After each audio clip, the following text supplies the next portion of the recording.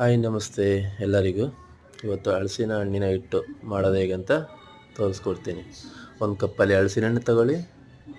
ನಂತರ ಒಂದು ಕಪ್ಪು ನೆನೆಸಿಟ್ಟಿರೋ ಅಕ್ಕಿ, ಆಮೇಲೆ ಒಂದು ಬೌಲಲ್ಲಿ ಬೆಲ್ಲ, ಏಲಕ್ಕಿ, ತೆಂಗಿನಕಾಯಿ. ಈಗ ಒಂದು ಜಾರ್ ತಗೊಳ್ಳಿ.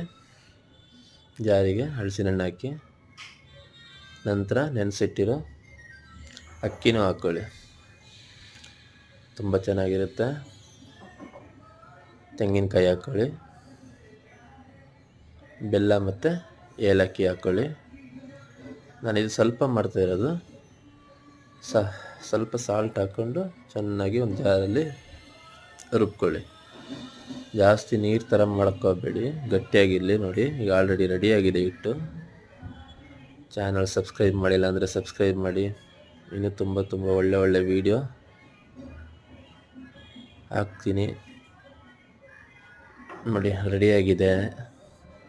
ಇದನ್ನ ಈಗ ಒಂದು ಇಡ್ಲಿ ತಪ್ಪಲೆಯಲ್ಲಿ ಬೇಯಿಸ್ಕೊಳ್ಳೋಣ.